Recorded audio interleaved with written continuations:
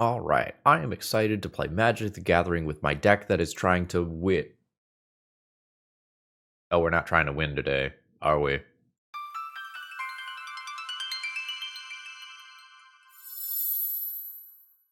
Hello folks, Phil Gallagher, aka ThrabenU here for another Legacy video, and today John has asked me to try to make Legacy Lantern of Insight Control.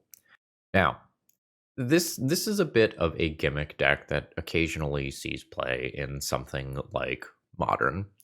It is, in my opinion, a deck that is miserable to play with and against because your round times are incredibly long and your deck's not very good. I have offended the two Lantern of Insight players in the audience. I'm okay with it. You know. You know, right? So, the goal is to manipulate the top of your library and your opponent's library with cards that can mill you or both you and your opponent. And you are trying to make it so that you draw relevant cards and your opponent draws nothing relevant. But generally speaking, there's a couple problems with this strategy. Number one, it is not very good at dealing with anything that does get into play. Number two, it often requires multiple parts in order to kind of be effective. A Lantern of Insight all by itself is not a very powerful card. Number three, even if you have both of those things, that is a lantern and then some way to manipulate the top of your opponent's library, sometimes your opponent is going to have two good cards in a row and something is going to slip through.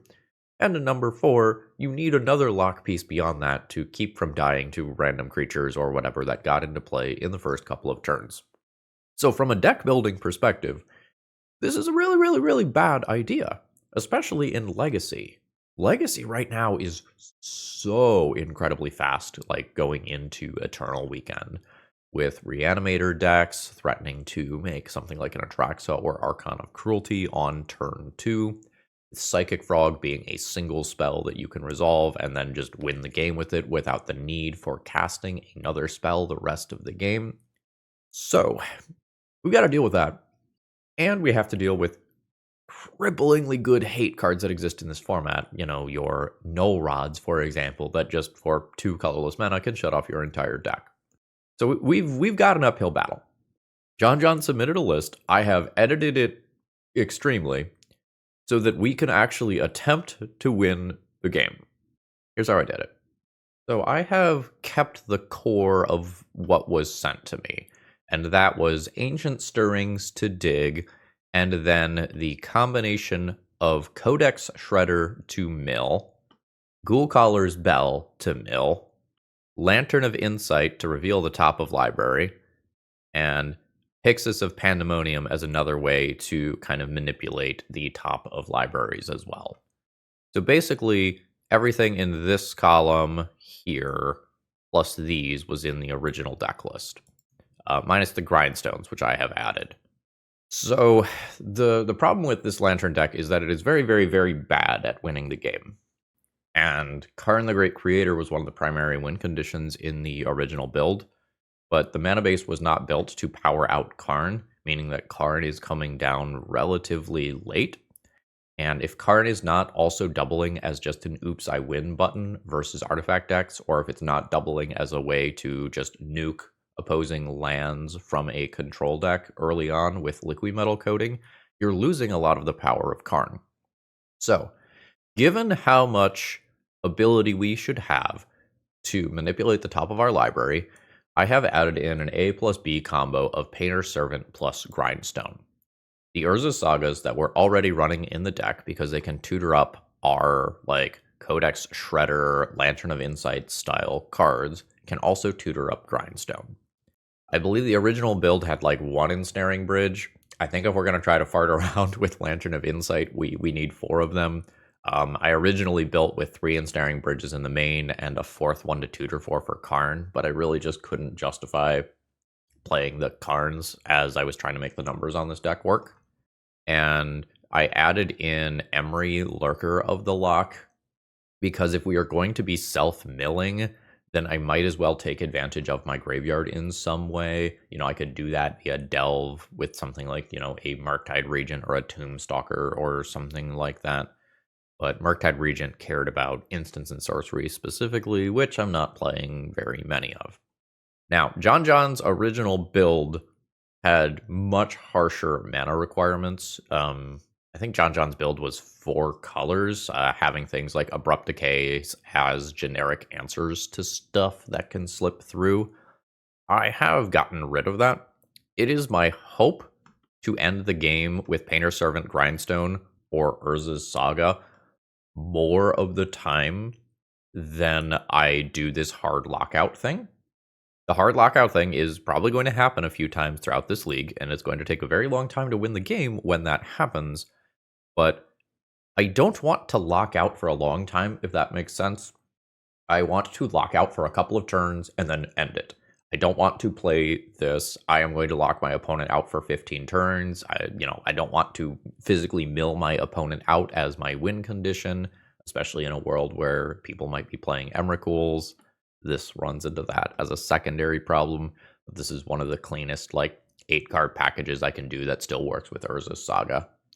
I considered going into red to do Goblin Welder, Goblin Engineer sort of stuff as well, but I was finding that the red wanted me to have too many slots, and if I want to make an attempt at doing this stuff, this is where I thought I could reasonably go.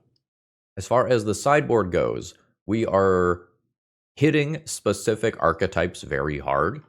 So I have a 6-card package here that is meant to help me out with my Eldrazi matchup. The goal is to consign to memory an early card that matters and then drop a Harbinger of the Seas so that my opponent can't cast more stuff.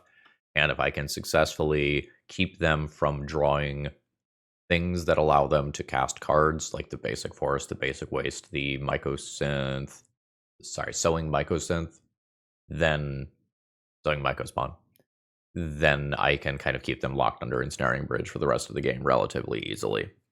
We have Lavaspur Boots for matchups where we really want to rely on Urza's Saga as our primary win condition. We have Ghost Vacuum as a way to keep Blue-Black Reanimator in check a little bit better. I'm playing Otawara in the sideboard, which is a little weird, but I do want some artifact lands to turn on Mox Opal, and I do have some kind of harsh mana requirements here. Notably, I don't really care about Harbinger of the Seas in the matchups where I'm going to bring this in because it probably very close to instantly wins me the game on the spot, so it doesn't matter that all this stuff becomes islands or that Urza Saga turns off. And we have one oddball LED in the sideboard. This is for the combo matchups so that I have a chance of Painter Grindstone activate on some turns that I otherwise might not if I am constrained on mana. This gives me the potential to turn to Goldfish if I just have Grindstone plus Painter. This is just another Urza Saga bullet, realistically. So, let's see how it does. Let's go obliterate 100 play points, maybe turn it into 50 play points, and see if we can get a couple of wins along the way. Folks, should you need any magic cards, maybe from MTG Foundations, there's some sweet stuff in there, including really cool anime art cards in the Jumpstart packs, please consider checking out my sponsor, TOAmagic.com. You always get free shipping from them, and I found them incredibly reliable in the past, both for mail orders and in-person pickup. Promo code ThrabenU will save you a little bit on your order as well. Alright, let's battle. Alright, evaluating opening hands is going to be really weird with this deck. So I don't have enough mana to just start activating Urza's Saga. I have a lot of artifacts. I can set up Emry Bobble on turn 2. I can't set that up on turn 1. I think I'm okay with just cantripping on turn 1. I don't know, maybe I play Lantern. This only producing mana once is a little weird, but I wanted more tropical islands that don't cost me life since my games are going to go on for so long. Let's just plan on playing an Emry on turn 2. I'm going to play Bobble in case we end up running into opposing Vexing Bobble or something like that. Could just try to get a blue... I could just try to get any land this way, and if it's a blue land, I have more upside. Blue land, I have more upside. I think I do this over grabbing like a Codex Shredder here. Then next turn I can get out Emry, start doing some Emry bobble stuff, pivot into Urza's Saga beyond that, and the Lantern plan can be secondary to grow my stuff. Alright, it is Eldrazi. My opponent's deck is just almost certainly going to outspeed me in game 1 scenarios here. So that makes grinding out with Mishra's Bobble less attractive. So I probably just get Urza's Saga going and hope that I can outpower my opponent. Just some additional thoughts on Aether Hub. I think in game 1 I only have like 8 cards with colored pips, not counting Dismembers. So the vast majority of the time I am only going to see 1 colored card in the entire game. I'm going to hold up Dismember here rather than use it immediately. I will certainly cast it on my opponent's turn, but there's some cards like Glaring Fleshraker that are just much more important to hit here. So this is going to be worth taking 2 damage in combat to hold up. Now, so here's the Eye of Ugin that can allow Glaring Fleshraker to go wild. There is a Thought-Knot Seer that is a larger creature. It's more important for me to kill that one. So I am immediately rewarded for my decision. I'll draw this card, and then my opponent can select what they are taking here. I'm pretty sure it's supposed to be the Emry, so that I can't just Emry Recur Spellbomb forever when this game goes late. Not when this goes late, if this game goes late. So I've got 1, 2, 3. I've got a 4/4, then a 5/5, then 2 6/6s. And I can maybe grow them a little bit beyond that. Fuck. That's tough. Is that it? That's not so bad if that's it. Okay, I think I am keeping this around for construct size currently. Okay. So, we can make some friends. Well, one friend, relatively big. I think my attack isn't really going to do anything here. I think my opponent is about to make some spawn tokens, or do something else that messes with this construct. I am wrong. What the fuck? 1/7/7 token is so incredibly beatable. Why did you keep your hand? Was that a 7? It was a 6-card hand. There's a 6-card hand that plays a 2/2, and then a Thought-Knot Seer, and then takes no game actions? I didn't interact with your mana in any way? Okay, well. Anyway, here's 7 cards for this matchup. Maybe more. So I need these. Lava Spur Boots is something that I could play. LED is something that I could play. Ottawaras are some things that I could play. I'm not excited about any of that. I mean, the honest answer is that my opponent's deck is so incredibly fast. Like, they have combo turns that just go off on turn 2 that most of the stuff that's over here is just not viable. I can try to keep some of this stuff to mill myself towards ensnaring bridges. Whether or not my opponent has Emrakul is meaningful. If I cut this many artifacts, my Urza Sagas and such also get worse, because I'm not going to be replacing those things. Alright, get rid of you. Get rid of you. I don't really think it makes sense to get rid of any. This is awkward.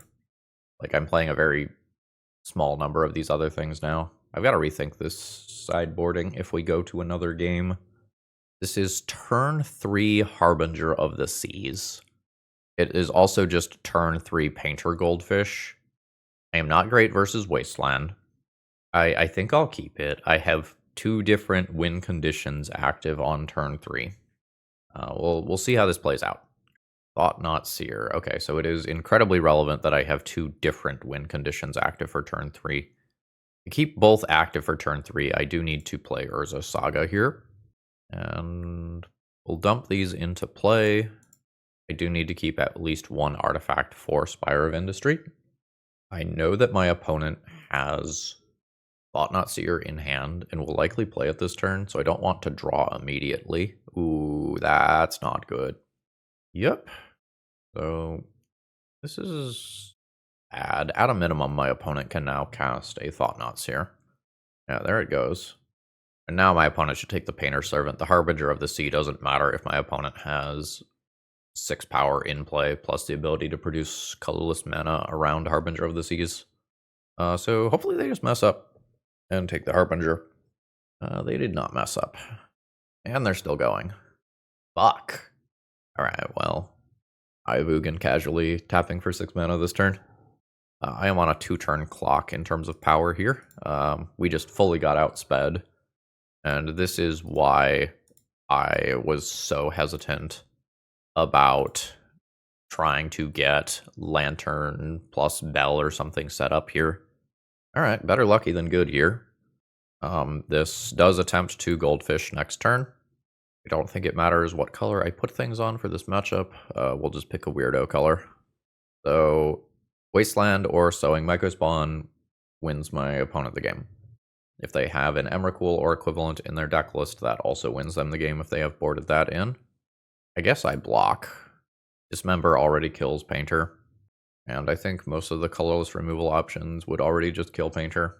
So I save the life to try to make it so that my opponent putting together a couple of different spells doesn't beat me. Don't you just do that? Isn't that just the wrong way to play that card? Just objectively speaking, you do that prior to the attack, you put 2 more damage through, and then you do spawns. Yeah. Well, I'm dead. Now my opponent knows about the Harbinger of the Seas. I don't have that much fast mana to help. Yeah, I think I'm just gonna give up on the fact that this is anywhere near playable here, and we'll try to fight the good fight in some other capacity. All right, so this is an okay Urza Saga hand. I don't make an Emry on 1, have a Dismember for interaction. I'm probably effectively starting the game at 16 life because of that. I can make some okay-sized Urza Saga tokens. The Emry doesn't really do anything until turn 3 when I can untap and use it. I think this hand is worse than an Ensnaring Bridge or Harbinger hand. I'm going to mulligan this. Kind of have to believe in the deck here if I keep this one. I don't get to use Aether Hub for both Harbinger and Consign to Memory. I will need 2 lands, one of which has to be blue. I think this is fine. I keep this one. I pitch the Consign to Memory because it is hard to use that for mana. Note that the original deck list had Glimmer Void, which forces you to sacrifice your land if you don't control an artifact, and I didn't really think that was playable in a world where cards like Wrath of the Skies exist. So let's look at the top card of your library. Eye of Ugin. I'm going to assume that your hand has mana in it. You can draw that. Like, it is a very good land. Alright, my opponent's going to have lots of mana on turn 2. I'll have a Dismember up. So now I'll look at one of my own things here. It is a Painter's Servant. I do not want that as of right now. That's not what this game is about. So now I'm going to get to look at 3 cards this turn. There is a land. There is a new Painter. So now this becomes, is it more important to play out Painter or hold up Dismember? And I believe the answer is very easily hold up Dismember. We're just hoping to draw a land next turn to try to cheese a win with Harbinger. Sure. Cavern of Souls is whatever. Not Seer is annoying. We will go colorless. 1 life for black. And then 2 life to do this. Draw a card. Consign to Memory. I imagine that I lose the Harbinger right here. It is threatening to just win the game immediately. I wonder if 19 lands is enough in this deck. Oh, I did not lose the Harbinger. My opponent could have a Dismember here. I guess I mill myself because I am an Emry deck. Well, I mean, hopefully this just wins me the game immediately. And it doesn't matter that I just blow up my own Urza Saga. My opponent has Dismember. It's live right there because this now produces a mana. Alright. Did my opponent just get greedy and instantly lose themselves the game by not taking the card that would beat them if I played it? Seems like the answer might be yes. So, Painter's Servant. Everything is white. Now, this is going to mess with some of my opponent's things that care about cards being colorless. Harbinger of the Seas is already doing some work in that capacity. Yeah, if you fucking had that, do it last turn, and then, like, use your 5 mana or wasteland me on this turn. Alright. Then in second main, I guess I'll play one of these and pass. It's fine. Alright, I'm gonna lose both of my lands in this turn cycle, and then... Oh, no, I'm not. Alright, that's fine. So now that the Painter is gone, my opponent's colorless Eldrazi spells now do cost less again. Let's mill myself, setting up for Emry in the future. don't think it is relevant to try and mill my opponent here. And now I am probably just going to get bodied. I'm not quite to the point where I can return stuff with Codex Shredder. And I think my opponent will just cast some large spell that kills me in 2 turns. And as soon as they wasteland me to take me off of Ensnaring Bridge, I think I am in trouble. I'll take 2. I'll mill myself twice. And we took some lands off the top. This is going to get blown up immediately. Oh my god, my opponent didn't blow it up immediately. So now Codex Shredder is active. So if my opponent does not do something very scary, I just Codex Shredder, return Harbinger of the Seas, and then I shut off all their mana again. That's fine. Now, if my opponent leaves multiple good cards on top, I can mill those with Codex Shredder before they draw. We will want to pay attention to what's going on over here. Alright, so they put 1 on top and then drew, so I don't need to randomly mill them right now. That's a scary card. Sure. I'll be taking some damage here. I'll float a mana. I'm going to... I guess I mill myself once here. I think I still go for the... I don't know. The Harbinger is a lot worse with Glaring Fleshraker in play, and my opponent has access to 4 colorless mana now.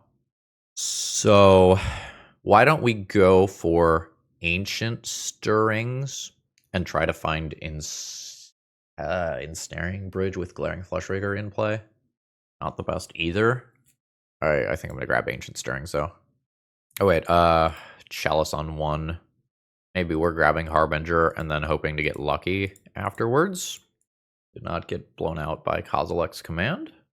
Opponent did not search with Eye of Ugin there, which was possible. Not sure if correct, but okay. So which one is first? I think Harbinger is first, because the Eye of Ugin threatens very scary things. Alright, cool. Oh, okay. My opponent is just going for damage here. Kozilek's command could have stopped me from getting Harbinger of the Seas back. Unsure how much my opponent cares about that.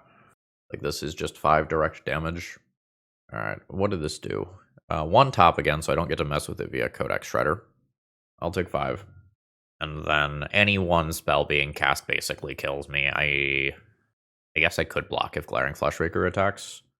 Okay, so Glaring Fleshraker attacks. Okay. Sure. So now any spell kills me. Alright.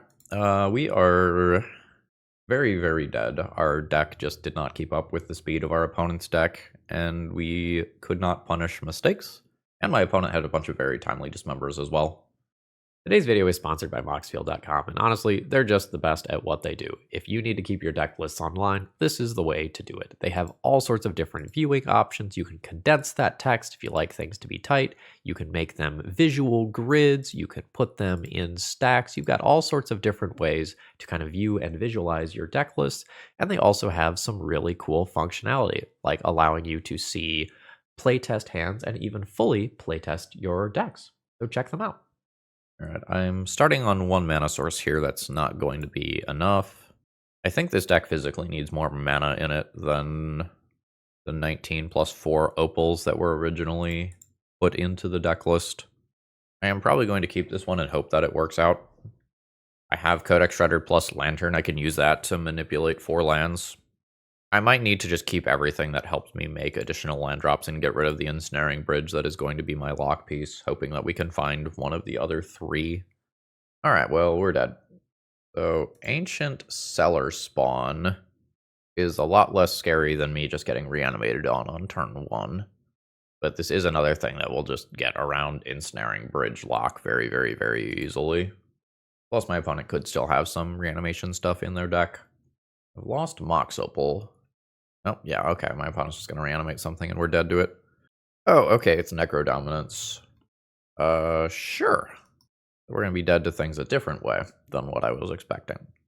We'll see whether this is a combo kill or whether or not my opponent is doing this in some fair capacity. And it is a fair capacity.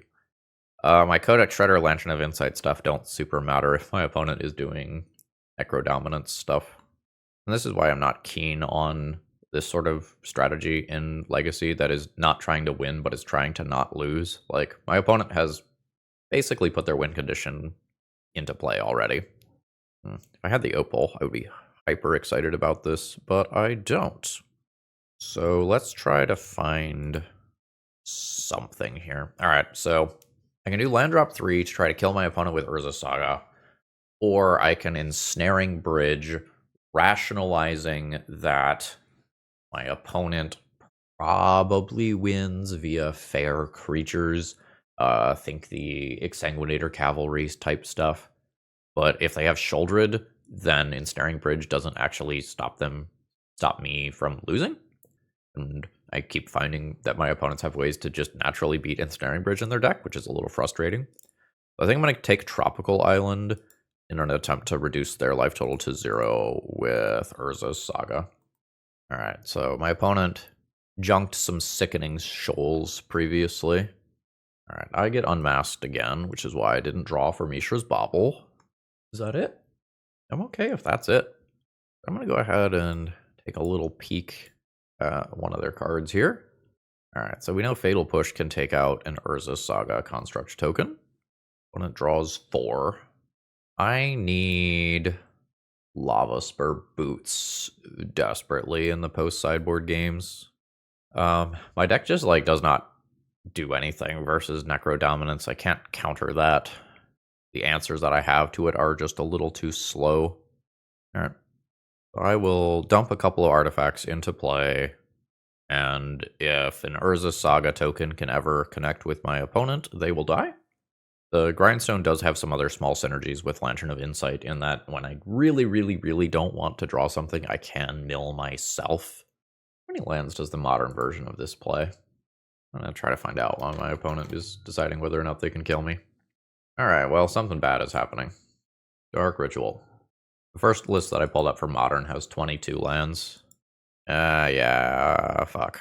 Alright. So if you're not familiar with this, it sucks. So my opponent is now going to pay 4 life here. And when they do, they are going to end up netting life. So they were at 5, and now they are at 9. And this process can kind of spiral up each turn. And this allows them to start doing some of the more unfair things that they can do with Soul Spike. That's another Fatal Push. That means that my Urza Saga is potentially just going to fully be covered. So the plan can become get lucky, draw Painter. I'll just play Ensnaring Bridge to save 4 life here. One of those Fatal Pushes is in exile. This Ensnaring Bridge just is not going to beat Shouldered though. But it saves me 4 life in the short term, and I think that 4 life in the short term is meaningful. I might be sacking my Lantern to make me shuffle to try to hit Painter. Alright. There's Ancient Cellar Spawn. So Ancient Cellar Spawn with the Soul Spike type cards probably means that I die. Alright, so 4 life saved via Ensnaring Bridge. Then my opponent pays 8 life. And this happens. Thanks, I hate it. Alright, so the Soul Spikes are going to start. So that's 4 damage to me directly, plus the Ancient Cellar Spawn trigger. So another one of these is just going to outright kill me. We saw a couple of them earlier, though. We saw a few of the Sickening Shoal type cards. Yeah, there's another one. So Ancient Cellar Spawn trigger puts me to 1. This does not kill Shouldered. Alright. I am going to shuffle. I need to hit a Painter's Servant. 2 mana, cast Painter, 1/2, another Mox Opal, 3 mana, activate. Painter! Fuck. Oh, I also just died at that shoulder trigger. We weren't playing to outs. So my deck does not function against this deck. They're too fast for me to set up Lantern plus a Bell or equivalent. They also don't care about me locking out one of their cards because they can draw cards in batches. And they also don't care about Ensnaring Bridge lockout. So yeah, that's where we're at. And most of my sideboard doesn't matter. Cool. Do I even care about pretending that Ensnaring Bridge is relevant? Probably not. I probably just get rid of it. Just play some more mana and something that can give the Urza Saga Construct tokens haste. Oh yeah, this is bad. Okay, I don't have enough mana to be functional. Auto mulligan. I only have mana. Auto mulligan. The 5-card hand is reasonable. This can technically bounce a Necro Dominance. Accordingly, I will probably keep that. Moto? Hello, Moto? Moto? Okay, that was weird. My opponent kept a 7-card hand. I'm sure things will be fine for me, and not bad at all. Hey, we'll take a Mox Opal. We'll cast both of my 0-cost artifacts here, and I am probably just going to keep them in play to grow Urza Saga tokens. Like, the whole plan here is to hopefully reduce my opponent's life total to 0 in a single turn or very, very close to it. Aha, fool, it does nothing. Okay. No Dark Ritual Necro immediately. That is a terrible draw. It's a thing, it has occurred. No play with second land drop either. Alright. So let's play this. Play Grindstone. Now this is on so that I can activate Urza Saga. I'm going to swing for like 13 next turn, in theory. Alright, Cabal Ritual. And Sholdred. I can bounce that out of play if I get an Aether Spellbomb. I don't know that that's a thing that I'm going to do. Oh, shit. 1, 2, 1, 2, 3? Oh, I also just already have this in play. So 2 mana, I do have 3 mana left over. I can just Grindstone activate and go for a win. I guess I am just floating a mana. Get an Aether Spellbomb in case things go wrong. I want to make extra mana now. Cast Painter. Everything's white. Grindstone. Target you? Alright, my opponent let me look at their entire deck. It's not a thing that you should do. It lets me see all the cool sideboard tech that might have come in. Holy shit, that is a lot of copies of the Filigree Silex. So my opponent has Ratchet Bomb with some extra text. That's really good to know about. My opponent has Opposition Agent. That's really good to know about. There's Troll, but it's just mana fixing. There's 1 ring, but only 1 copy. Okay, so 1 ring Shouldered. Okay, we got some good information. I don't think that changes anything that I'm doing. I could, like, play Pithing Needle for the singleton copy of the 1 ring. That feels a little weird to do. I think I'm going to keep the various Lantern pieces intact. This has no plan to win the game. Not down for this. This can answer an initial Sheoldred or Ancient Cellar Spawn. It has Urza's Saga. This is probably fine. I keep it. I get rid of the Lantern. Again, when my opponent can just Dark Ritual out their win condition on turn 1, it just doesn't make sense to try to assemble an A+B that doesn't win the game. I'm going to lose one of these 2 cards here, depending on whether or not my opponent is currently reliant on a creature. Alright. So, yeah. I can, in theory, play this out next turn. I think I'll just hold up Dismember. Dismember can hit a Shouldered or whatever if it is played out. Would involve a Dark Ritual. I'm going to keep this for artifact size for Urza's Saga, which I am probably playing this turn. Artifact Land? Artifact Land seems good. On Urza's Saga, this is a little awkward. I think I'm holding up Dismember. Dismember can answer a creature and then still allow me to do Urza's Saga stuff. Yes. Yep. We're not working towards Pithing Needle right now. I hope that that's fine. So we'll play Seat, and then we'll try to bash my opponent really, really, really hard next turn. Sure. Okay, no other plays here. There's a very, very good chance that 1 or more of my Urza Saga tokens just eats it immediately. If my opponent does not have things that are worth playing out, they either have bad cards like Soul Spike or the Fatal Push style interactions, maybe a removal spell MDFC or something. Alright, make another friend. It is Opposition Agent. I don't have a mana up to Dismember that, so that's a little annoying here. So my opponent should probably just take my Lava Spur Boots so that I don't get them. That would be my play. Alright, so my opponent's got something over there. We're gonna Urza Saga, play a bauble, dismember this creature out of the way. In theory, bash in for 5, 14. I have my Aether Spellbomb, so my opponent could not have fished that out. What other interesting things could they have gotten? Not a lot. They don't have Metalcraft, so my Mox Opal isn't on. Yeah, I still think you just take my boots, so I can't possibly like draw those and get some extra haste damage off an Urza Saga. Ooh, paying life for that one. Sure. Mildred. You have the Necro too? Yeah, that's not great.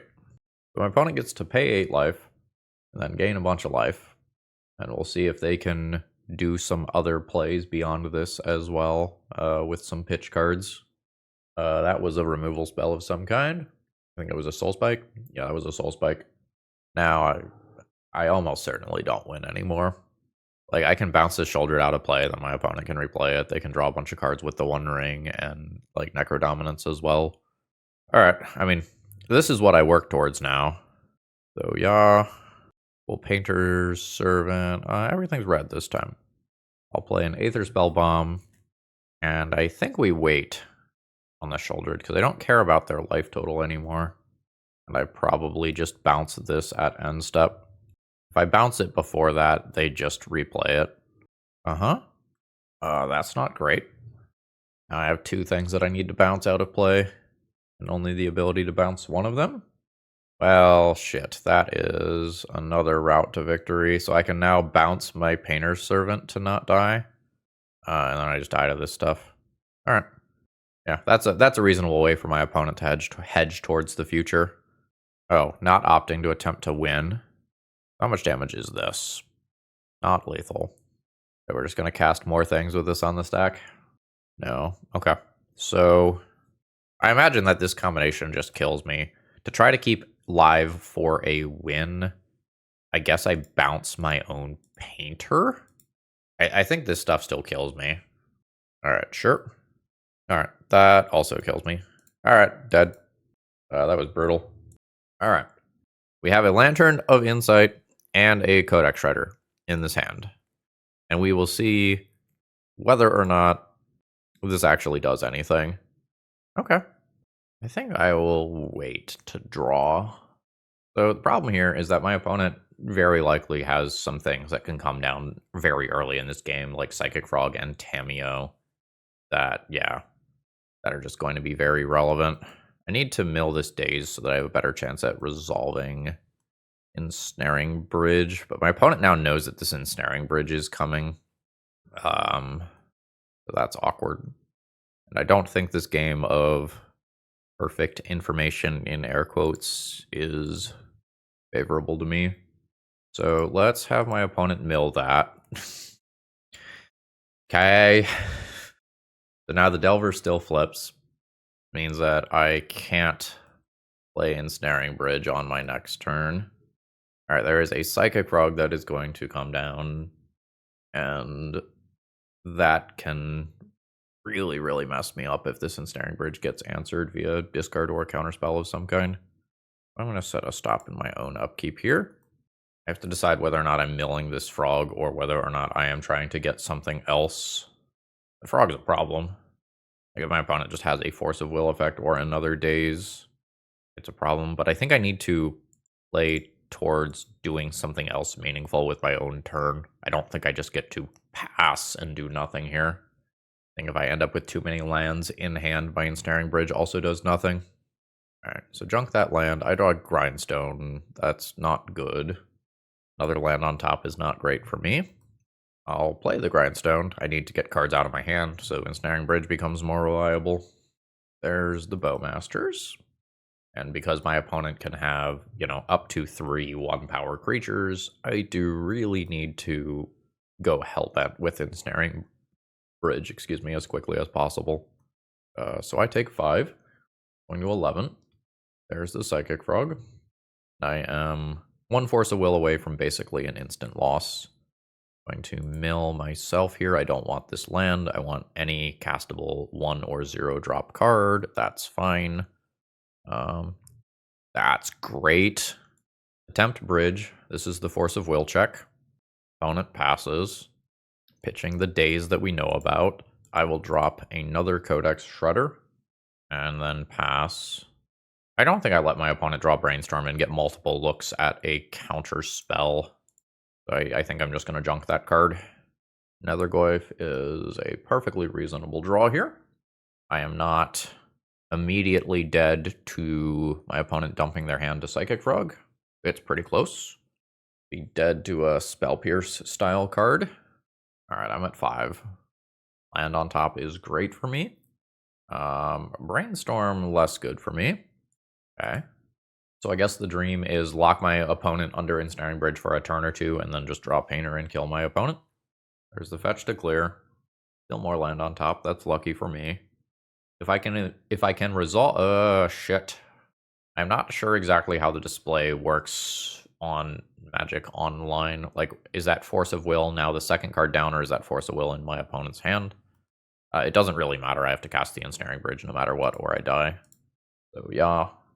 Yeah, okay. Cool. I am dead on board. So my opponent interacted with 2 spells all game, and then I had no resistance to them beyond that. So, I could Pithing Needle, Wasteland. I could Ghost Vacuum to help with Nethergoyf. My opponent may or may not have reanimation stuff. A lot of times, seeing the, like, Bowmasters and Nethergoyfs is an indicator that we're tempo rather than Reanimator, so we're probably not going to board in Ghost Vacuums. This game is just fully about either accidentally winning with Painter Servant or locking my opponent out via Ensnaring Bridge. I think this deck doesn't have enough land. I think I'm just going to board in Otawara for this matchup. Like, maybe in the place of 2 of these effects. Pithing Needle's okay. Milling my opponent isn't great. Let's do this. This physically does not have enough mana to be functional. Yikes. Double disappearing land is rough. I guess we're keeping it and hoping to get lucky here. I get rid of Ensnaring Bridge. This is going to be a game where I either win on turn 3 or I am just dead. There's going to be no in-between here. I'm going to just cycle this immediately. Psychic Frog is coming. I think despite the fact that Psychic Frog is coming, I still just Needle Wasteland because I just fold to it instantly. But I think we're in a basically everything beats us stage of the game, where if my opponent has a counter spell for this Painter, I'm dead. If they have a removal spell for the Painter, I'm dead. Doesn't feel great, and I can't really afford to play around anything. Yeah. Painter. Great. Let's turn this into a different card. Bowmaster coming. This is rough, folks. Consigned to Memory, being one of the most popular sideboard cards in the format, is not doing me any favors either, in terms of wanting to play a deck that needs to resolve multiple colored spells in order to do its thing. Now the Frog comes down, which is horrific. That's what I was probably planning on getting with my search. Getting a Spell Bomb? The Codex Shredder Lantern of Insight combo doesn't really do much if there's just a Psychic Frog in play that can outright kill me already. So, like, assembling that is just irrelevant. Alright. Yeah. And then we'll play out both artifacts. I know there's Bowmasters over there. Wow. Not saying that's wrong. That was just aggressive. I think I'm just gonna bounce this out of play and not give my opponent the opportunity to ponder into a giant creature and discard it. Like, on the off chance that that's something that matters. I don't want to give my opponent extra cards here. I don't think my opponent is going to be on a reanimation package, but the downside of being wrong is incredibly high. And now I just feel like my Lantern is actively a downside, as my opponent can use their cantrips to very, very well sculpt what they are doing. Their fetch lands help out so much here. Alright, so there's Force of Will and Ponder there. And then Frog comes back. And I have to hope that a couple of Urza Saga tokens can go all the way here. They're going to be big tokens. I've got that going for me. So I'll pass turn here. So we'll play ball here, right? How big is this construct token? 1, 2, 3, 4, 5. 5. No, we won't play ball. All right. You get to draw your card. I've used my 1 Spell Bomb already, so I can't fish out an answer to Psychic Frog again. Sure. Okay, cool. So let's make a friend. Let's draw. Let's make a friend. Go to the main phase where the Saga triggers. Opponent really didn't want Grindstone in play. I can take Codex Shredder and start manipulating the top of the library. It just doesn't matter that much versus the Psychic Rug, unfortunately. I might still just take Grindstone to make my opponent live in fear of that combo. I don't think my artifacts are going to get there versus like potentially multiple active Psychic Frogs and Bowmasters and stuff. Maybe I'll get Codex Shredder still so I can manipulate the top card of my own library. I'm going to send in for 8 theoretical points of damage, which I think ends up being 0 points of damage either from a Bowmaster's or a removal spell perspective. Yeah. I go to 18. This jump block happens, and I'll pass the turn. The Psychic Frog can just fly.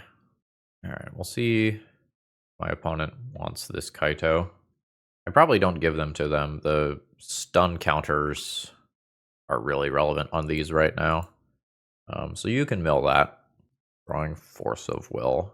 That's fine. I'm happy for you to draw Force of Will as of this exact moment.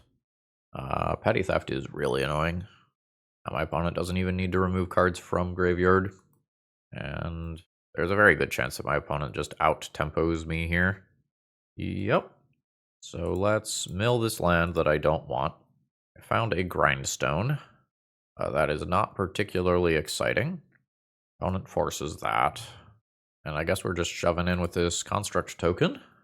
Does not feel good when my opponent is just going to like draw 2 cards every turn cycle, in addition to their normal draw step. And like if my opponent is drawing extra cards, then this whole Lantern of Insight Codex Shredder stuff doesn't actually matter.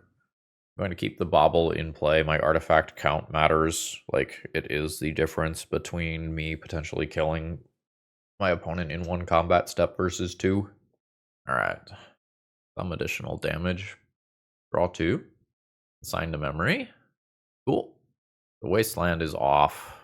These can block, right? Yeah. I'm going to mill myself. Aurora doesn't do anything. I have to mill that next turn as well. My opponent has Consigned to Memory for something like an Ensnaring Bridge that can come down. I think this is the point where I can just call it. Like, I have been clearly outpaced in terms of deck quality. Alright, we're going to attempt a turn 3 Goldfish here. Just turn 1 Grindstone, turn 2 Painter's Servant, turn 3 get mana off Urza Saga and activate. That's a very aggressive Force of Will. I can still just play a Painter next turn. I don't think I'm going to crack these Baubles, because there is some portion of the time where I just play an Urza Saga beatdown game because Painter gets countered, and then having the Baubles in play is actively good. Oh? Are we just like Doomsday over there? Codex Shredder would be kind of hilarious if my opponent is Doomsday. Tropical Island, though. Blue-green show and tell of some kind? Alright. So let's do this. We're just going to pick an oddball color. Everything's white. Now I think I'm just trying to hit mana, and I want to have a chance at physically drawing a Grindstone or a land. Oh, fuck, it's breakfast. Alright, I don't know that we out Goldfish this then. Yeah, you know what else probably also just goes under? Attempting to Codex Shredder Lantern Lock my opponent. Combo decks that can win on turn 2. Alright, I did hit another land. So I need to survive both this turn and next turn to win. Memory's Journey, sure. I'm just going to play a secondary Painter's Servant this turn so that my combo kill is protected from something like a Swords to Plowshares on the following turn. Sure. So we'll Painter's Servant here. Everything is white again. I'll drop a Codex Shredder. I'm not even going to bother to attack for 1. Like, I'm killing my opponent with a combo, or I'm not killing my opponent. And I don't want to run into some weirdo flash creature that I'm not thinking of that can just kill Painter's Servant. If my opponent is playing Nadu in their deck, then having the Lantern of Insight reveal the top card of their library so that my opponent can manipulate things very, very well with Nadu is a massive downside. Yep. You have the other half? Maybe not. I will mill myself in case it ends up being relevant and we get up into some mid-range battle. Alright. So, Float a mana. Do I have anything that can address the graveyard in game 1? Because there is this, which is a problem. Oh, Aether Spellbomb is cute. Yeah, Aether Spellbomb is cute. That'll do. Oh my god, I forgot about the fucking Grindstone. I was getting ahead of myself and thinking, how do I beat my opponent's combo? I'm gonna die. Because the problem is that if I mill my opponent out, they just put a Thassa's Oracle on top of their deck and win. So I was thinking, how do I beat that? And the answer is mill my opponent out from there. So this is not great for me. I can't immediately go for the win there, but I could try to like do it at end step and then do it again on my opponent's on my own turn to fully mill them out, which is probably better than what I did. Yeah, the Memory's Journey is super, super awkward. All right. Oh no, this doesn't work, does it? Deck building problem. Honestly, I didn't really want any of those cards anyway. So it's not that big. Do I have to leave Spellbomb up? Nomad's in Core doesn't stop. Just recast it and activate a bunch of times. Nah, I don't really think I have to leave Spellbomb up right now. That's for when I attempt to go off. Alright, so there is Nadu. My opponent has all the same side of the deck right now. We'll just keep building up our own graveyard for when I potentially hit something like an Emry. Oops, all Painter Servants up in here. 4 of a kind. Also make everything red. Let's make these cards Boros. Well, luckily neither one of us is doing anything. Although I don't really think that that favors me. I think that favors my opponent. My opponent has real cantrips and such. Thank you, deck. We're just going to cast that for Ensnaring Bridge purposes. Didn't want any of those ones anyway. Okay. At this point, my opponent will execute their combo, and I'm not gonna... Like, I can bounce Nadu, and then they just replay Nadu. I'm going to go ahead and concede and not make them click through it. I think I win that one if I just, like, don't have a brain fart, grab Grindstone them at end step, Grindstone them on my own turn. So, Pithing Needle, Nomads in Core. I could try to Harbinger of the Seas. My opponent's mana base is really, really greedy, but they are playing things like Birds and Lotus Petal that negate this, so I probably don't do that. Ghost Vacuum has some text, but it's not very exciting text. Like, it's relevant versus Memory's Journey, which I guess if I'm planning on winning via Painter combo matters. So, like, the Lantern just feels like I absolutely cannot play that here, which probably means that I cut as much of this as I can and end up with, like, a very, very awkward deck overall. Like, one Codex Shredder to just target myself. What is the plan here? I think this is too many 1-mana singleton targets without anything else attached to it. Like, I can play an Emry on turn 2 and try to grind things out, but I don't think this keeps up with my opponent's deck. This offers a turn 3 theoretical Goldfish. We still run into the same Memory's Journey problem as before, though. But I think we're just doing it anyway. So we'll just play Saga and pass. My opponent's deck, even without the Lotus Petals, is just faster than my deck on average, and with the Lotus Petals, I am woefully behind in terms of average speed. Alright, yeah, and yeah. That's not the best for me. Pass. So I'll have 4 mana next turn, so I can't Painter and Grindstone. Unless I were to draw, like, another Mox Opal. Cavern on Wizard. This is probably a Cephalid Illusionist, then. Oh, you're also a bird wizard, aren't you? Yep. Alright. So, float mana, pick up Grindstone, play a land, cast a Painter's Servant. Everything is white. I am 1 mana short of a kill here. Well, air quotes, kill, because I know my opponent has Memory's Journey. So I suspect that my opponent will combo off or pseudo combo off here, and I just lose. Alright. Or at least just go into the combat step for some fair damage. Opponent does not have white showing for Swords to Plowshares, so I guess that's good. Alright, still no white showing. So the Memory's Journey messes me up here, which means that I need to activate at their end step, and then activate on my turn again. Otherwise, I lose to Thassa's Oracle. My opponent just Memory's Journey, puts Thassa's Oracle on top, casts Thassa's Oracle, and that's that.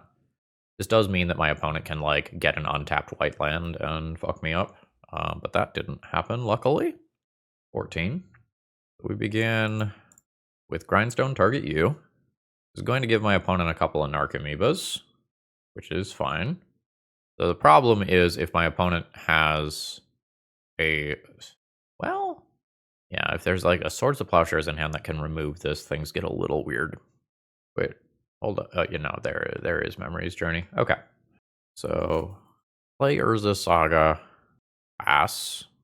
Memory's Journey, target Thassa's Oracle. I don't think you're supposed to do that now. I just grind again. There's not a second Memory's Journey, right? Just, yeah, it doesn't seem like it, so I will just grind again. Yeah, okay. And were there Swords to Plowshares in this list? Not that are showing. One, it does have Cabal Therapy in their build. Okay, let's see if I can make up for punting that first game. So when I'm on the draw and I'm a little slower, I could play Consign to Memory to counter Thassa's Oracle's triggers. The Cabal Therapy makes that a little bit less likely to work. I think I'm going to do it when I am on the draw, though, and just get a little worse at locking out Fair Nadu Beatdown. Let's bring some extra Codex Shredder back in. Potentially mess with some Memory's Journey stuff. I have a redraw at another land, and I am on the draw.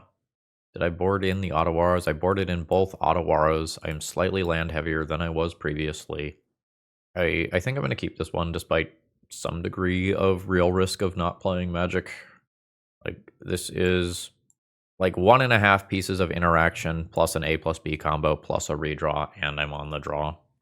The sequencing is slightly more interesting here, because if I want to Goldfish as quickly as possible, I play Grindstone, but I might be able to bait out something by playing Ghost Vacuum if my opponent intends on winning via Narcomoeba and Friends. I guess let's immediately take a Bobble redraw and take a look at my opponent's top card and see if that gives me any insight here. It is just a land. Let's put the Ghost Vacuum into play. I think if I draw the land with my draw step, I play Grindstone. But I think if there's a good chance that I don't have 3 mana on turn 3, because I would have to hit runner, that I just jam here. Okay, yeah, this is fine. So this successfully protects the Grindstone. Take my redraw. That's a relevant card, but it's not what I want right now. Okay, cool. No, like, nomads played out, just like being on board and threatening. This is unfortunately going to be one of those games where we probably don't play Magic. I missed on draw step, bobble, redraw for my second land. Let's see how bad this is. Note that since my opponent has Lotus Petal, I can just outright die this turn. Do Illusionist into Nomads in Core. Sure, that's fine. I need this game to go on longer. I need to draw out of my current mana screw. That's very good. I think I have to play out Painter here. I don't want to. I really want to hold up these cards. But I think if I am going to win this game, I need to use my mana while I have the ability to do so. I don't have Metalcraft yet, or something like Mox Opal. I'm going to take a risk here. I'm going to assume that by looking at 5 cards, I will find a land. And I'm going to cast Ancient Stirrings. I was correct. I'll pick up an Ottawara. I will play an Ottawara. And I'm going to threaten to win the game next turn at the cost of holding up interaction. Everything's white. I want to be winning the game before Shuko becomes relevant. All right, Prismatic Ending. Sure. Let's draw a card. I have a Grindstone in hand. I think I can probably chill a little bit as far as like trying to put a Grindstone directly into play here to dodge counter spells. I think I'm going to Pithing Needle Shuko. That's fetchable via Urza's Saga, and would be a bit of a pain in the butt. Hello? Modo? Modo? Please? Modo? Alright, there we go. I am going to redeploy Painter's Servant. Everything can be white. And then it's like, do I need to hold up 2 different pieces of interaction? I don't think so. I think I'm going to try to represent a win next turn. So in my opponent's 3 cards, they need a decent amount to win on the spot, which is why I think I am comfortable tapping out to just 1 piece of interaction. Alright, my opponent does have a Pithing Needle. That is annoying. Okay, that's in theory fine.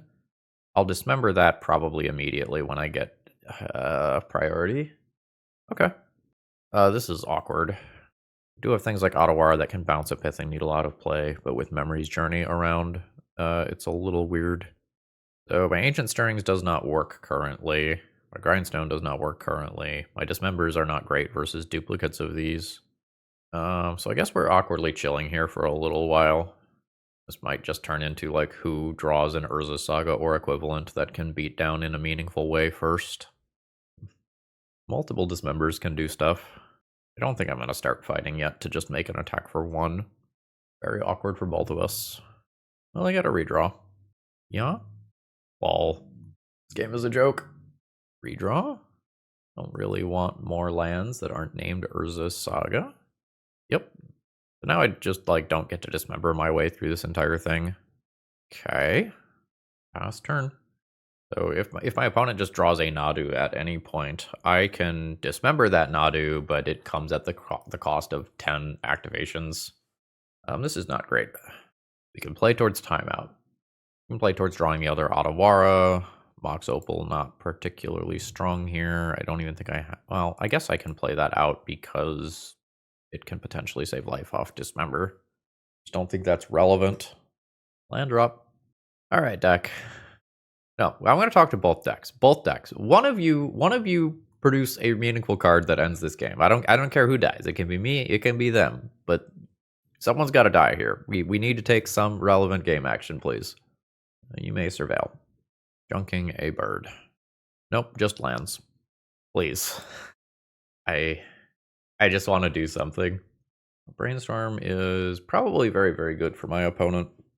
We've been playing draw go for a few turns, so their hand is either presumably clunky or they're waiting for some sort of permission first to make sure that they can successfully resolve whatever it is that they want to resolve. That's fine. It's obviously good. Yeah, this is potentially the sort of thing that my opponent was looking for. All right, so that resolves, and now this is going to happen. And I suppose that I will dismember the Nadu, but my opponent will just, like, put a whole bunch of shit on the stack in response. So it doesn't really matter. I could have done that differently and paid 1 life instead of 2. Yeah. So my opponent can just kind of do the thing here over what I am doing. I could replicate a Consign to Memory a whole bunch of times and counter all of these triggers. Is that better than holding it for Thassa's Oracle? Might be. Let's replicate 4 times. Oh gosh, this got ugly. Okay, so this first, I just want to go backwards on the stack. So 1, 2, 3, 4. Why is this not displaying properly? So this targets that. It's saying that this is also targeting that. Why is this not allowing me to advance? I need to click on this and then lower. Why am I not advancing here? I do not want to same targets. Great. I do not have the ability to click on anything. Oh, I see. It's activated versus triggered ability. So there are activated and triggered abilities on the stack here. So I clicked this too early. Cool. All right, I think I've gotten this off the stack. I don't know that I have done this anywhere near properly. I think my opponent has also... Okay. Cool. I'm going to skip ahead. All right, so my opponent Force of Wills when the stack clears. I'll dismember again to stop that. And my opponent dazes. At which point I think I am going to go ahead and just concede. GG's. I didn't play that one super well. To be honest with you, I'm a little checked out. This overall strategy is not viable. Beyond that, we have a deck building hiccup that is very, very bad. Okay, we have 2 lands. I have an Ensnaring Bridge. I have half of a Lockout. I have 2 redraws towards Pieces of Painter combo or an Urza Saga or whatever. This is an unexciting hand. I think I will just keep it. More Underground Sea. I imagine that I lose Underground Sea if this is a fair... Sorry, that I lose Ensnaring Bridge if this is a fair matchup. And that I maybe lose the Lantern if this is a combo matchup. Because my opponent just will not want to telegraph what they are playing if they can avoid it. So, what are you doing? Underground Sea. I am not going to trigger the other one of these immediately because more discard might exist. I will potentially trigger a Bowmaster once by drawing later with this, but I can get more information about what my opponent is doing by waiting. There's the Underground Sea that we know about. There is Psychic Frog. So we still don't know for 100% sure where on the like reanimation unfairness spectrum my opponent's deck is. I am fine taking a redraw with this. I am fine spell bombing this frog out of play to buy a turn. It does not feel good because there's worlds where my opponent just discards a creature immediately and I'm sad. This time, I think I'm going to do this immediately to not give my opponent a chance to, like, cantrip into a Bowmaster. So I'll draw. Urza's Saga is awkward when Ensnaring Bridge is my primary plan to win. I'm hoping that my opponent is a tempo deck and that they can't answer 2 Ensnaring Bridges in a row. And that buys me an absurd amount of time. If they can just, like, Entomb, Reanimate, find Atraxa, find Force of Will, I think it's very hard for me to win the game. There's the basic island again. There's the Psychic Frog again. I think we are just jamming bridges. There's a good chance that the first one gets dazed. We're hoping the first one gets countered and the second one sticks. First one stuck. I still have to get cards out of my hand, but the bridge in play probably means that it's tough for me to just lose to Psychic Frog. Cameo is good. Going to flip into the Planeswalker immediately. How much do I care about the Planeswalker side? Drawing half your library is good. I probably need like 3 Ensnaring Bridges. That becomes the way that I make it so that my opponent does not end up beating me in a fair capacity.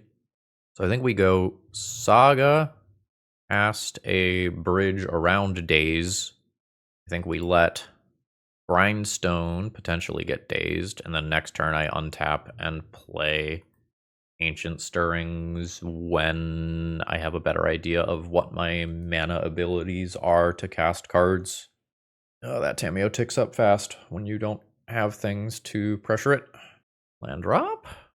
My opponent draws half their library. Maybe I can manually mill them out with Grindstones for the rest. Alright, Emry is cool. Emry Aether Spellbomb is, like, quite nice on its own. Yeah. I want to have more of these available than my opponent has outs to it. Yes. I'm going to cast this here. I'm a mana short of being able to Emry as well. I think the Emry is not going to end up being super relevant. Yeah, you can brainstorm. My opponent might be more controlling than I initially thought if they are also playing Snapcasters. Like, they are not necessarily going turbo in terms of aggression. Alright. Your frog gets in there. I don't have game 1 Pithing Needle, right? Well, never mind. I don't even need to look. I'm about to get wastelanded. Sure. So the hope here is that I just go fully Hellbent this turn.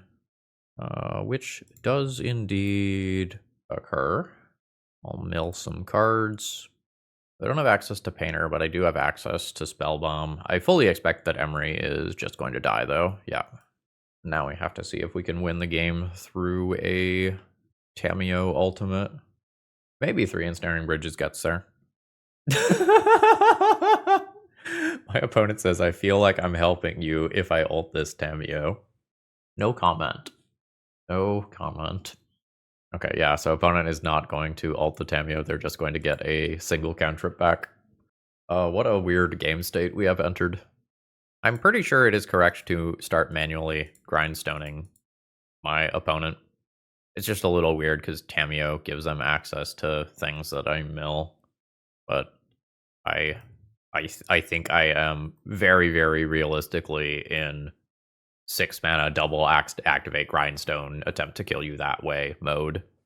Bowmasters is fine. I'm probably not drawing very many cards this game. Like, if I find baubles, I probably don't even crack them because they put cards into my hand, which I do not want. I don't want to get into situations where I draw land. Yeah, you can get back your cantrips. So what does my opponent do to win? Like, there's probably, like, if they're not on reanimation stuff, there's probably not enough Brazen Borrowers in game 1 to beat Triple Bridge. So other than my opponent getting things stuck in my hand, or like being able to bounce one bridge and swing for lethal, yeah, okay, yep, weird fucking game. Weird fucking game. Okay, so how are we adjusting this? I'm bringing in the extra lands. I can bring in some things that can mess with Tameo a little bit. I can bring in LED so that I can go Hellbent for Ensnaring Bridge. My opponent doesn't use the graveyard that much. Ghost Vacuums aren't exactly insane. I don't know, I can treat Ghost Vacuum as a 6 mana win condition. No, it's really not though, because my opponent just like gets a Psychic Frog and then keeps stuff from going under it. I haven't seen Nethergoyfs yet. They could be there. There's Snapcasters. Maybe that's enough that I start doing this stuff. Like this package is just like not super legacy viable. Do this on Wasteland, I can do this for Urza's Saga. Do this to get Hellbent, and I keep like one Codex Shredder as the world's worst regrowth effect. No, absolutely not. Absolutely yes. I probably keep this one, but treat the Painter Servant stuff as a long-term plan, not a short-term plan. Like, I intend on dismembering a Tameo or a Psychic Frog early, and then, like, playing an Urza Saga mid-range game and hoping to steal with Painter later on. Alright, never mind. We probably lose Painter. No, we have lost Dismember instead. I don't think I'm going for the turn 3 Goldfish versus, like, the Force of Will Daze Thoughtseize deck that's highly interactive. Wasteland is annoying. Emperor of Bones is good. So this is a way for my opponent to check my things like Emry that I can be doing. That's great. This is Daze Bait. Baited successfully.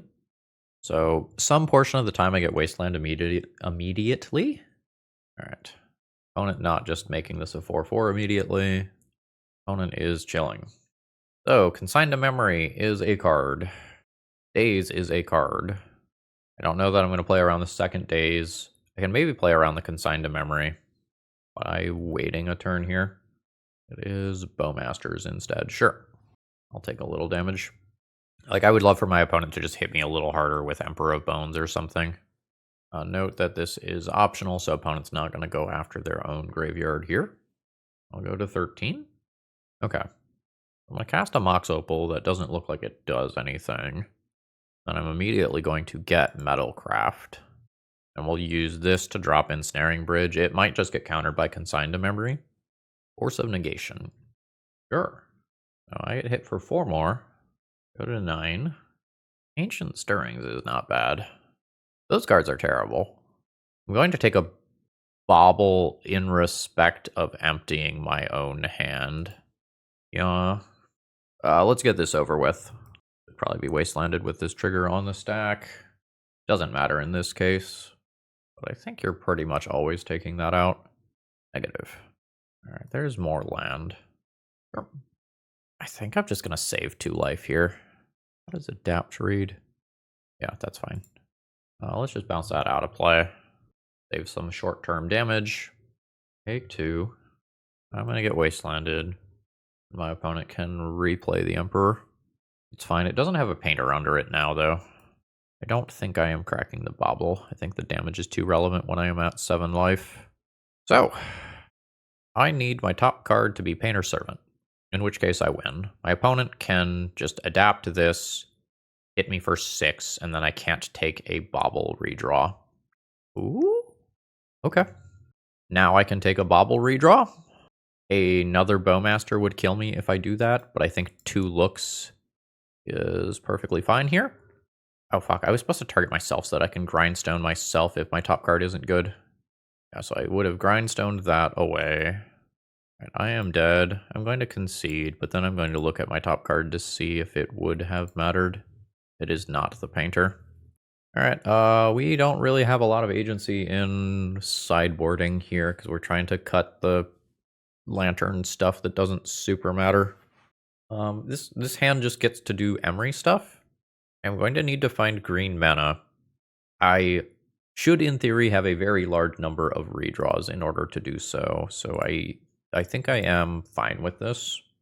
The hand gets a lot worse if Emry doesn't resolve, and if I don't find a green land. Okay, so let's do this immediately. Ponder. Green land, please. Thank you. And just passing, not playing the Ponder that's known. That could mean that there's something like Consign to Memory coming. So let's Stirrings. I will absolutely take an Ensnaring Bridge here. That's the plan. Then I'm going to go ahead and cast a Pithing Needle and name Wasteland with it, assuming that it resolves. My opponent will obviously fetch with Scalding Tarn, getting a Surveil land if they don't have anything else to do. All right. Wasteland it is. So we just want to protect our lands so that I can't get knocked off of casting this Ensnaring Bridge. And to a lesser extent, we do still care about Urza's Saga. That can still be a meaningful way to win a game. What does Ponder do? Ponder does not shuffle. So I think I'm just playing Ancient Stirrings this turn. I don't think I'm shoving Bridge directly into Daze. Ooh. I want the Grindstone or a Grindstone or the Painter first. I have more ways to get the Grindstone because I have Urza's Saga. Let's take the Painter. Let's shove the Painter into Daze. I am fine letting this get dazed because this is going to get answered by any number of like Fatal Push, Dismember type cards anyway. Untapped Swamp, no Fatal Push immediately. The big punish for not playing Ensnaring Bridge is my opponent finding a Thoughtseize. Frog is fine. What a fucking draw. So which one's the bait? I think I play Grindstone first because that one is just played around Daze.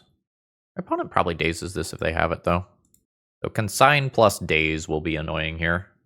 Oh, I guess my Ensnaring Bridge is just white, so it doesn't get hit by Consign anymore. The attack. Sure. I'm fine playing this. Like, if my Painter Grindstone stuff gets disrupted, it's fine. But I think the correct way to play my turn was just play Grindstone first, now that I'm thinking about Painter's Servant shutting off Consign to Memory and not giving my opponent a chance to cantrip for answers to this. That's just a colorless producing land.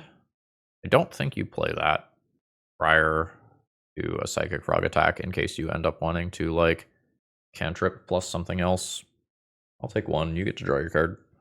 We are chilling. That's very good. So let's cast a Painter. This is Redundancy. This has been on this deck for a while. This is probably good news for me. Everything is white again. I'm going to go ahead and pass the turn. I will attempt to grind my opponent out in their upkeep, I think. My opponent will need 2 different spot removal spells here. That is the GG's. So we do manage to put one match win on the board with this deck. Oh, my opponent says that they do have 2 consigns. So the Painter's going and making the consigns turn off was indeed actually relevant. Well, that was an awkward league. I think we learned a lot. I don't think I played very well, but I think we learned a lot. All right, so Painter's Servant shutting off Ancient Stirrings was something that I missed when I rebuilt the deck. That one's on me. John, 19 lands is on you, though. That one's on you. So if the modern version is running like 22, I don't think we get to get away with going to 19, even if we are playing some Mox Opals. I'm very glad that I lowered the curve and got rid of Karn. Karn would just not have been playable within the context of this deck at all. The Painter side of the deck isn't perfect. It runs into some of the same like Null Rod Consign to Memory style hate that the main deck already would be running into. That's a complaint with my choice to slot in that combo into this shell. The shell is just fully not legacy viable. Like, I tried to support this. Like, the Codex Shredder stuff can, in theory, help out Emry, but we never had that come up in the entire league. The Mishra's Baubles can do some things with, like, the Codex Shredders for selection. That didn't really come up either.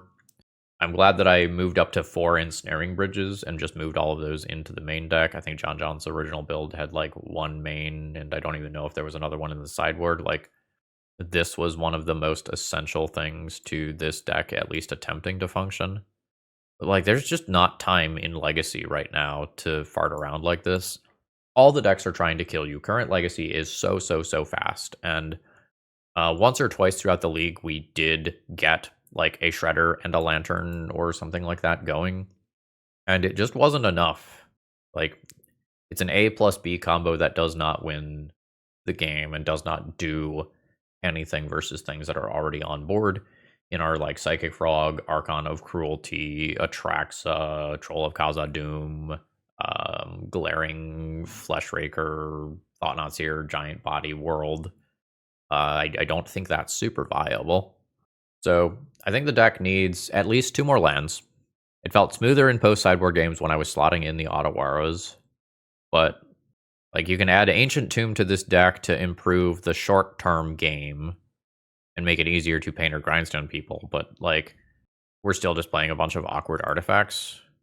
Like, you could try to go a Patchwork Automaton aggro route and get rid of the Ensnaring Bridges if you still want to do some of this stuff, but, like, at that point, why aren't you playing 8-cast?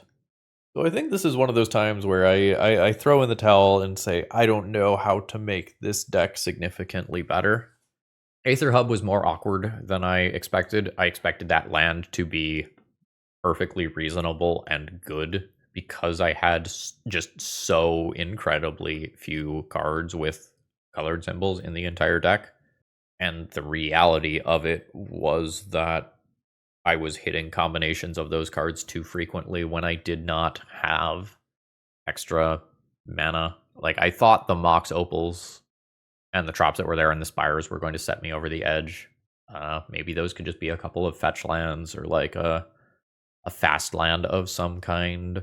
Or you can play maybe a couple of the Rainbow lands that cost you 1 life in some capacity to activate them. The Spire of Industry life loss was not very relevant throughout the league. Sideboard was okay. Needing the LED mana didn't really come up. The Ghost Vacuums weren't quite as effective as I thought they would be. So we're going to give this one a thumbs down. I don't think you get to play decks in Legacy that are trying to not lose. I think you need to play to win if you want to be competitive. Alright folks, I hope you have a wonderful rest of the day. I'm going to stop rambling here. If you need cards, you know where to go. Promo code ThrabenU, let them know that I sent you. Alright, see ya.